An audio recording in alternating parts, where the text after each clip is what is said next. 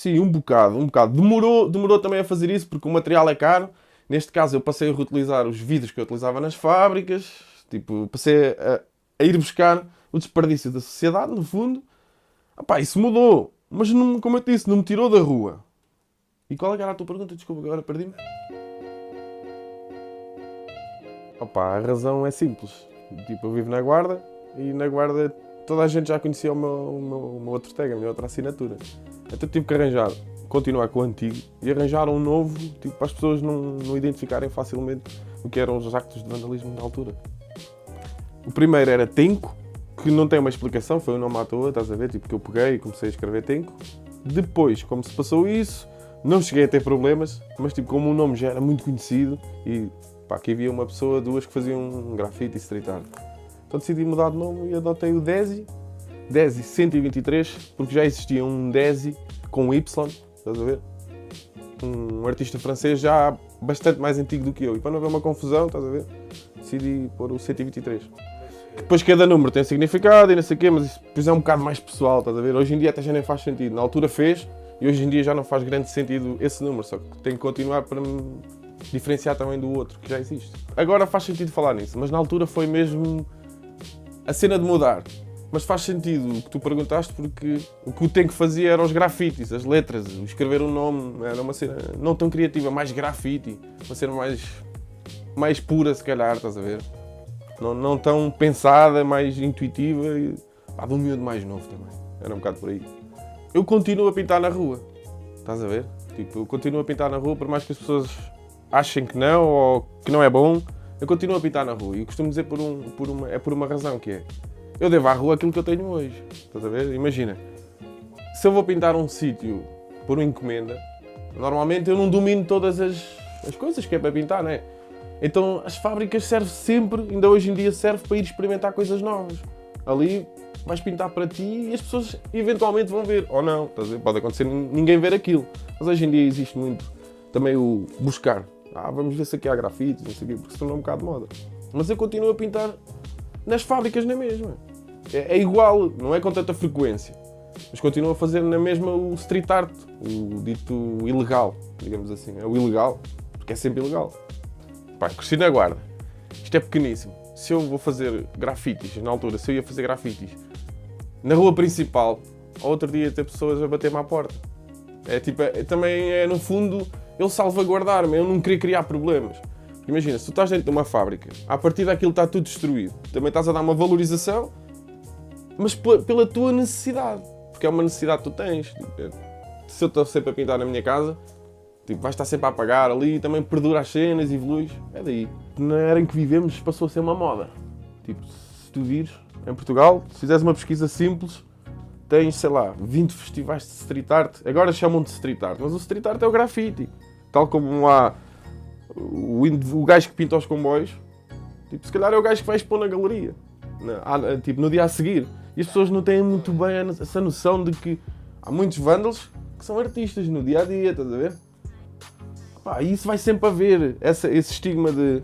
Esse preconceito, entre aspas, que é. Então o que é que tu fazes da vida?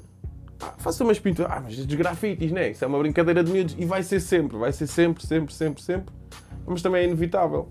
Tipo, é uma cena. Quem são as primeiras pessoas que vão arriscar uma parede? São os miúdos. Para te dar um exemplo, imagina, na altura que eu fiz uns workshops, tu tens os miúdos de, sei lá, 17 anos e eles não vão arriscar, porque já têm um preconceito. Já existe ali um preconceito. Será que vai ser bom? Será que eles vão. Enquanto tu és miúdo, riscas, dás uma caneta para a mão, uma lata e os miúdos riscam. Estás a ver? É uma cena de instinto. É disso que se trata. A tua intelectualidade também depende da tua idade. Né? Então, tipo, a intelectualidade de um miúdo de 14 anos, se calhar é afirmar-se que tem um nome ali e que aquilo é meu. Estás a ver? Não é uma cena. Como é que eu tenho a dizer? Não é educativo. Mas para ele foi, tal como para mim foi. E depois aos 18 anos ele já não pode fazer isso porque já tem outras consequências. Então aí ele já sente a necessidade. Ele já pintou 10 grafites ilegalmente, mas alguém disse, tu até pintas bem. E aí ele teve essa necessidade intelectual de mostrar às pessoas que sabia pintar. Porque alguém disse, vens aqui fazer uma pintura neste sítio. E ele já pensou aquilo para aquele sítio. E aí já tem uma pesquisa e já vem a parte do intelectual. Já é a parte do profissional. Sim, olha, eu costumo dizer uma cena que é... Eu tropecei numa ideia, mas só tropecei numa ideia porque andava nessas fábricas. Como tu disseste, tipo... Porque tu chegas às fábricas, qual é a primeira coisa a ser destruída de uma fábrica? Vão ser os vidros. E até há uma teoria, pá, não sei dizer o nome de quem é, acho que é um filósofo que tem uma teoria, que é a teoria das janelas partidas. Porque se um edifício tiver uma janela partida, a seguir, tu vais e partes com mais facilidade. Então, tipo, eu chegava às fábricas, qual era o material que eu mais via? E como eu já disse anteriormente a algumas pessoas em conversas, inclusive a ti, se eu fosse um indivíduo com posses, não tinha pegado nos vidros. Tinha chegado a casa e tinha dito, vou comprar 20 telas, está tudo bem, estás a ver? Costumo dizer a tal coisa que é, a necessidade é que aguçou o engenho. E o facto de eu ir para as fábricas com tinta, a tinta cair de cima de camadas de vidros, aquilo inspira-te. É tal coisa, de onde é que isto veio essa inspiração? Costumo dizer, eu tropecei nela. Foi um bocado assim, mas se eu não saísse de casa para ir pintar essas fábricas, que é o que tu falas bastante e com toda a razão, a fábrica é o ponto de partida, no fundo. É o clique, é a fábrica. A primeira cena foi, eu pensei, eu vou passar a usar uma superfície que eu não vejo o pessoal usar. Estás a ver?